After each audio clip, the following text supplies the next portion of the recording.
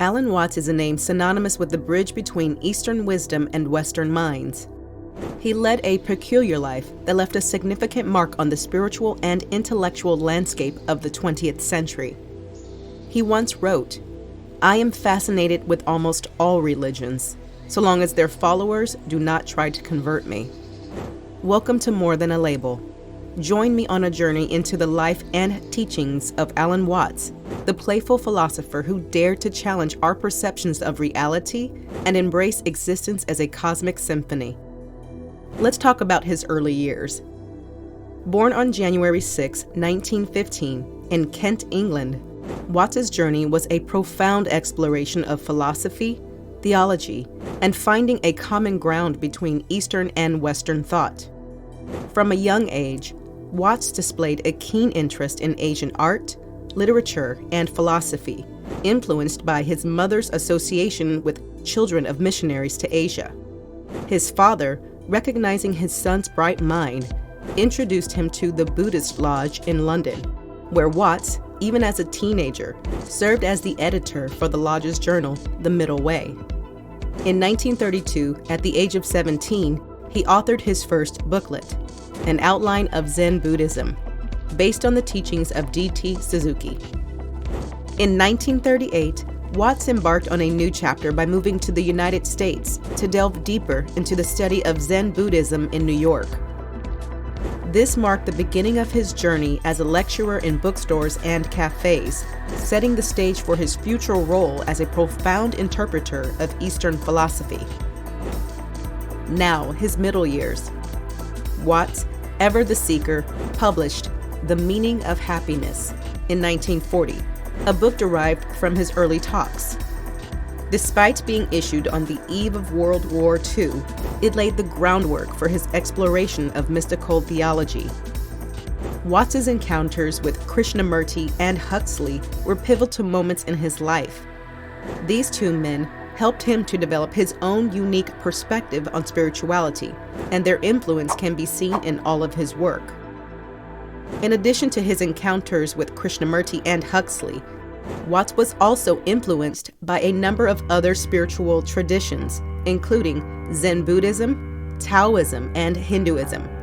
He was a lifelong student of spirituality, and he was always open to new ideas. And we all have this feeling that I came into this world. Now, it isn't true.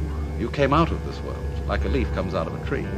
Ordained as an Episcopal priest in 1944, Watts, by the early 1950s, found himself at a crossroads.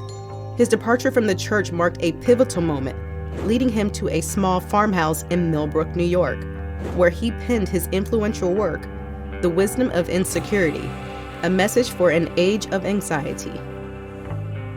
In 1951, Watts headed to San Francisco, teaching Buddhism at the American Academy of Asian Studies and extending his influence beyond academic circles. His classes, initially at the Academy, evolved into public lectures in coffee houses, capturing the attention of the burgeoning Beat generation. Watts's career took an exciting turn in 1953 when he entered the world of radio with his series, The Great Books of Asia, followed by an immensely popular Way Beyond the West in 1956. These broadcasts became a hallmark of his career, spanning nearly 6 decades. In his later years, he became a counterculture icon. The mid-20th century witnessed the Zen boom, with Watts at its forefront. As the counterculture of the 1960s embraced Eastern philosophies, Watts gained prominence. His 1966 book, The Book, on the taboo against knowing who you are, propelled him further into the spotlight, leading to requests for lectures and appearances. Living on a ferry boat in Sausalito, surrounded by a community of bohemians, Watts became an icon of the counterculture movement. His lectures at colleges and seminars at growth centers, including the renowned Esalen Institute, solidified his place as a spiritual guide for a generation seeking alternative perspectives. Everything that exists is vibration. It goes on and it goes off, on and off, on and off. And so the on part is what we call birth, and the off part is what we call death. And you can't have one without the other, just as you can't have a front without a back, light without darkness, or solid without space. And so, you are it. In the late 1960s, Watts settled on the slopes of Mount Tamalpais, immersing himself in nature and creative endeavors. He was a great calligrapher. Despite continued travels and lectures, he found solace in the mountain's embrace. His final years were filled with introspection, culminating in the publication of Cloud Hidden, Whereabouts Unknown, The Art of Contemplation, and Tao, The Watercourse Way. Alan Watts passed away in his sleep on November 16, 1973, leaving behind a legacy that transcends time. His ability to articulate the ineffable and make Eastern wisdom accessible to the West continues to inspire generations, inviting us to ponder the profound intersections of life, philosophy, and the human spirit. Alan Watts, the cool philosopher of the counterculture scene, was a word wizard, trying the almost impossible task of putting the unsayable into words. His deep thoughts, a mix of East meets West smarts, are more than just words on a paper. They're an invite to dance with the divine. Watts first met Krishnamurti in 1931, when he was a young man of 21. Krishnamurti was a well-known Indian philosopher and spiritual teacher, and Watts was immediately drawn to his teachings. The two men met on several occasions over the years, and Watts eventually became one of Krishnamurti's closest confidants. Watts was also deeply influenced by Aldous Huxley, the English novelist and essayist. Huxley was a pioneer in the exploration of psychedelics, and he wrote extensively about the potential of these substances to expand human consciousness. Watts first met Huxley in 1953, and the two men quickly became friends. They shared a deep interest in spirituality and consciousness, and they often discussed their ideas with each other. Both Krishnamurti and Huxley had a profound impact on Watts' thinking. Krishnamurti's teachings helped Watts to break free from the limitations of his Christian upbringing, and Huxley's writings helped him to develop a more nuanced understanding of the nature of consciousness. Watts wasn't a guru telling folks what to do or the guy selling self-help trivial advice. He was the universal joker, telling you to just be and nudging you to look into the big cosmic mirror. Let's jump into the Watts Wonderland, starting with the big shot known as the book, on the taboo against knowing who you are. It's the big reveal of the big misunderstanding about who we really are. Watts plays word games, knocking down the tower of ego, showing how we're connected to the universe. Picture, in Watts's playful words, a being with eyes like special gems, ears like magical music makers, and a brain with fantastic nerves. Why, he asks? Would such a being see itself as anything less than a god? It's like taking apart the universe's building blocks and realizing you're both the builder and the creation. Next up in the Watts guided spiritual journey is Become What You Are. Picture a bunch of philosophical Ferris wheels and roller coasters, essays that spin you through the cosmos in a few readings. Watts serves up wisdom like a philosophical food truck. You may think you're out of tune with life and its eternal now, he says, but you can't be, because you are life and exist now. Then, before yoga studios got cool, Watts was the Zen pioneer with The Way of Zen. He guides you through the Zen garden, where he assures you that Zen isn't just a trendy meditation thing. It's a deep journey into the present moment.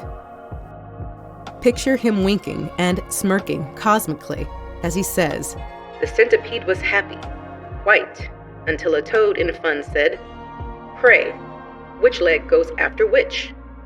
It's like a Zen riddle wrapped in a cosmic burrito, challenging the fast, thoughtless nature of modern society and its obsession with destinations.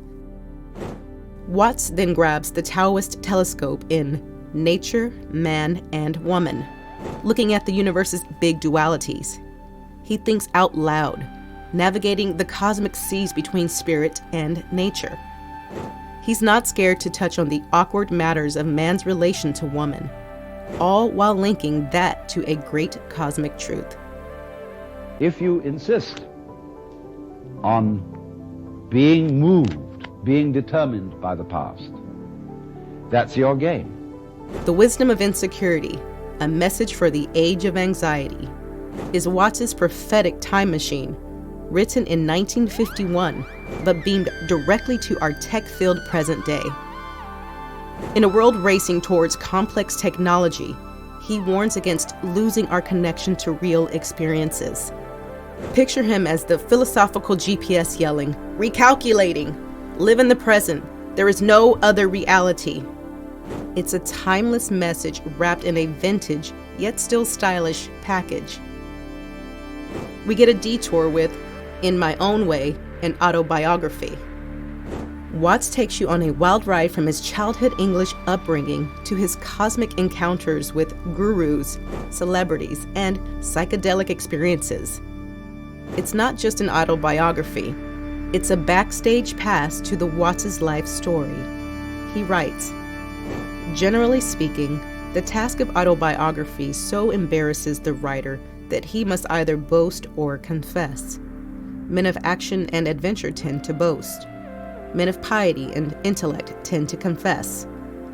I have nothing to boast about in the way of heroic adventures in war or exploration, and I am certainly not going to make a public apology or confession." Finally, enter the joyous cosmology, adventures in the chemistry of consciousness. It's Watts in full psychedelic gear, joining the ranks of the best psychedelic books ever written. Unlike mere seekers of kicks, Watts sees psychedelics as tools for understanding. He argues for the protection of our brains and nervous systems, reminding us that our rights to altered consciousness are as sacred as the immortal soul. It's like a philosophical concert where the beats are ideas and the lights are neurons firing in a cosmic symphony. And of course, Alan Watts Talks, which can be found on YouTube, are a go-to whenever you feel out of tune with the cosmos. I personally listen to Alan Watts whenever I feel anxious for no reason, and I feel like I need to pause and take a breath. So, there you have it, the Alan Watts philosophical journey. It's not just philosophy, it's a cosmic ride guided by a delightful wise man. Let us know in the comments section your thoughts about Alan Watts. And if you found this video valuable in some way or another, it would mean a lot if you consider supporting the channel with a like and subscribe. God bless you.